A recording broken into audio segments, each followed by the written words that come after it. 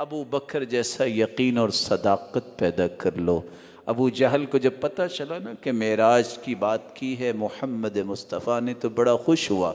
आगे कहता है अबूबकर सिद्दीक रज़ी अल्लाह तआला अन्हु से क्या ख्याल है, कोई ये कहे कि मैं रातों रात बैतुल मक़दिस में गया था फिर वापस आ गया। तो उन्होंने कहा ऐसा तो नहीं हो सकता कि रातों रात, काफ़ी दूर है ये।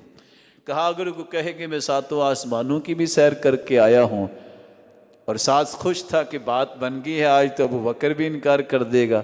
कहा ऐसा तो नहीं हो सकता। तो कहता है अबू जहल जानते हो किसने कहा है? कहा किसने कहा है? कहा आपके साथी ने कहा है।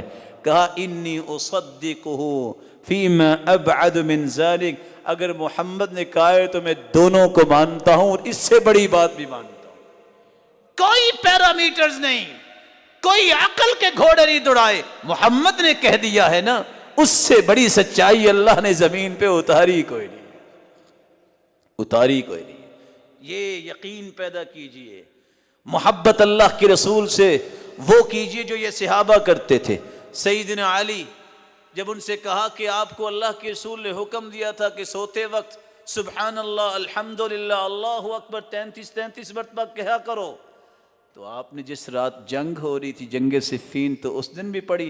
कहा मैंने उस दिन भी नहीं छोड़ी। उम्मे हबीबा फरमाती है एक मरतबा अल्लाह के रसूल ने फरमाया था जो 12 रखते पढ़ ले जन्नत में घर मिलेगा।